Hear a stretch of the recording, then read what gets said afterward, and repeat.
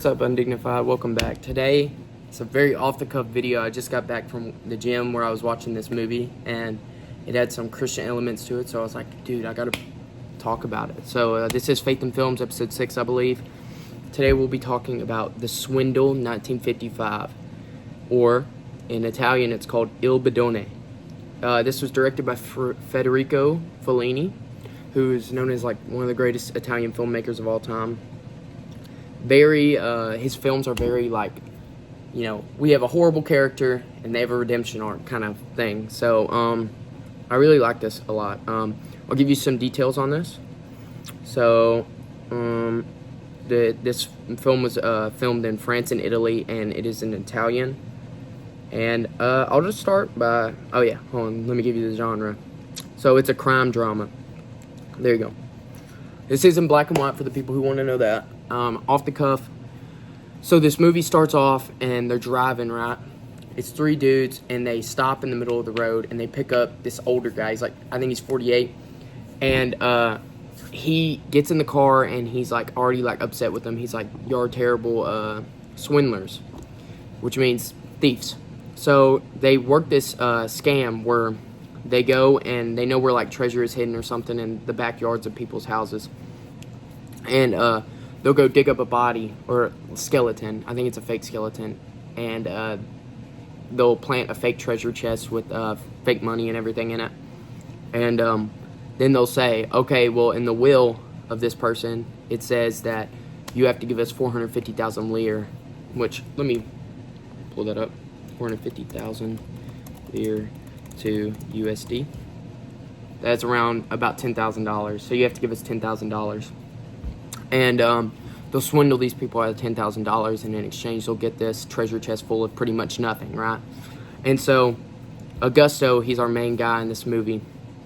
He's been working for like 35 years. He has a kid and everything. So in the middle of one of his jobs, they like get kicked out of this New Year's Eve party. So he got annoyed by his two young workers, and he decides to go just like walk around and finally go to his house or whatever, or his apartment where he was living in.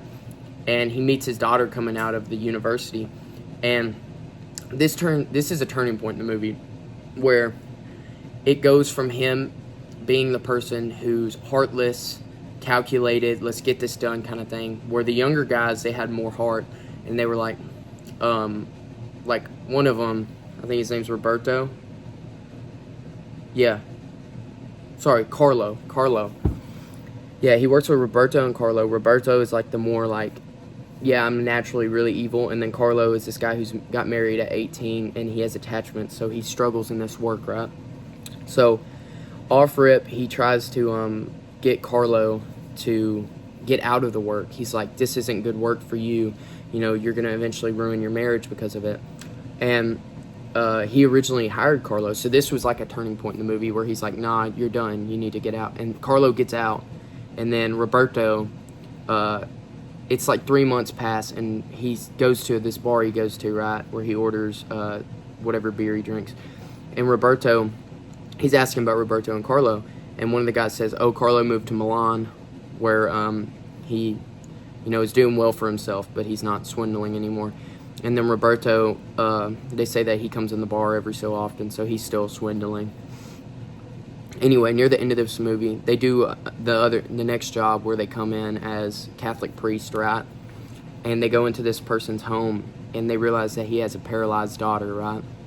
And throughout this movie, the daughter of Augusto, realizes that she can't go to school anymore because she's going to have to work to pay because it's so expensive. And she needs like a $350,000 bond, which would be like $8,000 or whatever, to be able to go to school still. And she wants to become a teacher. So Augusto, he earns this money, right, or steals it. And into the movie, we see that he's going to swindle and make some money for himself now. And he goes up to this house. They're doing the priest thief scheme again. And he says to the person, you know, like, blah, blah, the bond and everything. So they eventually get the money. And then this lady's like, hey, come see our daughter. You know, can you pray over her and all this? And he comes to her, and she is a very content, happy person, but she can't walk, and she hadn't been able to walk in 9 years. And she was like, my situation's fine. I get to listen to music every day, all this.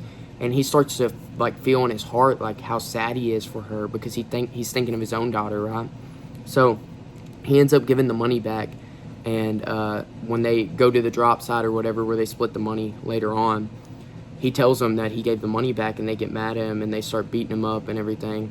They throw a rock at his, like a really large rock at his head, bust him open, and he falls back on some rocks and like tears something in his back, because, you know, he's old and it's a young man's game.